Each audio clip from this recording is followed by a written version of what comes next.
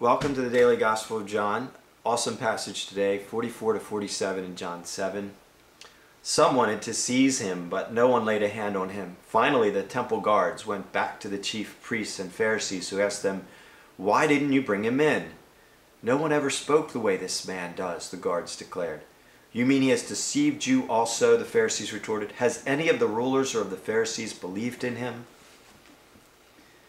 Good grief. They were ticked, since they didn't believe in him, of course, and they were the gatekeepers of all information and knowledge, spiritual and otherwise, the great disseminators of truth to the culture, and they had rejected Jesus. Then of course everyone should reject Jesus. And here the very temple guards they had sent to arrest Jesus arrived, and they became so captivated and intrigued by the power and authority and the wisdom of his words that they couldn't arrest him. They were captivated. They came back, "Nobody ever has spoken like this man." That must have really ticked him off, because these temple guards, I'm sure, had heard many sermons from many rabbis droning on and on, blah, blah, blah. And, and this, oh my, they were so infuriated. Because, of course, they were the elite.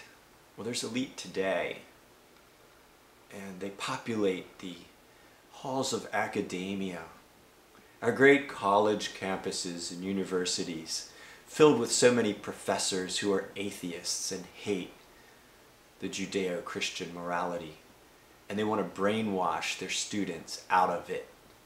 These mindless masses need to be educated by these elite. And these elite, with their much learning, many of them have become just nutcases, way out of the mainstream of what normal folk would believe.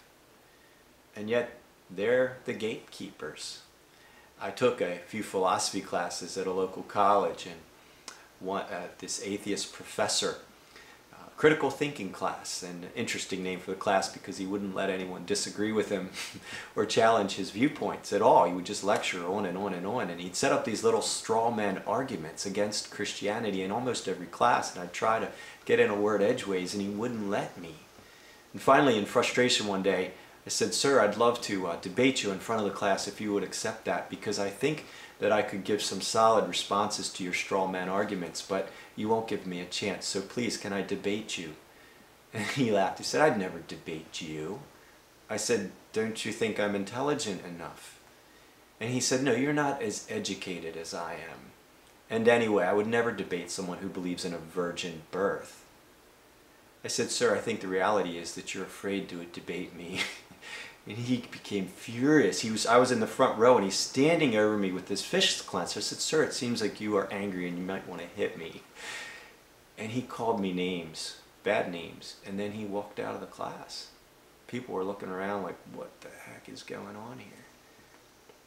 Gatekeeper. Gatekeeper, angry that I challenged his perspective. This is happening everywhere. And I was a little older than most of the students and a little more confident. And most students, even if they have a faith, are intimidated by these gatekeeper professors and afraid to say anything because they hold their grades in their hand, their whole future. And they don't have their arguments as well formulated either. So they become intimidated and they clam up, and he goes on and rants. And if the academic gatekeepers don't twist and deceive the masses, then there's always the mainstream media to twist and distort and give their view on everything, tell us how we're to think about everything.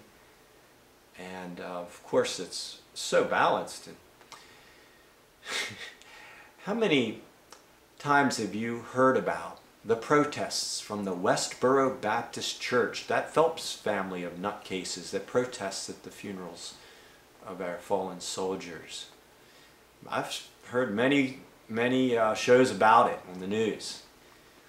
But you know, for every church like that, there's 10,000 churches that are feeding the poor, taking care of the homeless, sending money to foreign countries that need help, sending busloads of men and women to help where there's been disasters. I've been in those busloads. I was in a caravan of hundreds and thousands of vehicles headed down after Katrina.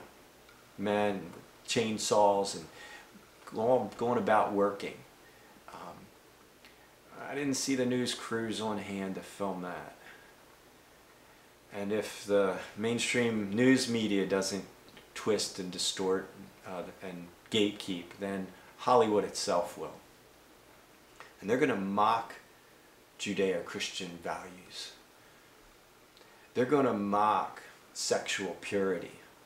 They're going to teach your teenage girl that it's normal to give yourself sexually to each boy you're dating, however many that may be till the time you get married, if you ever decide to.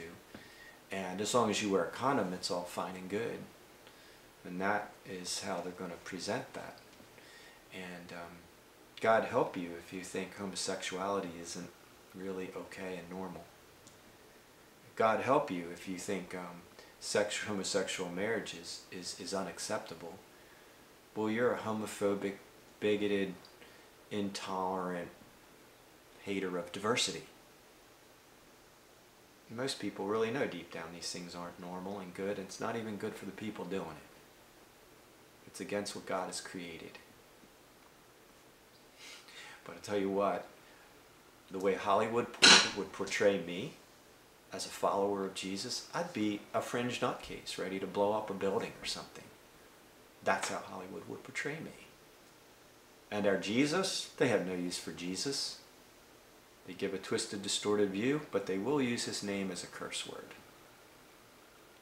The gatekeepers, the elite, the arrogant ones.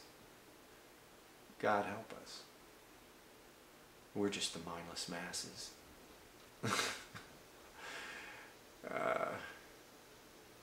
Thanks for watching. God bless.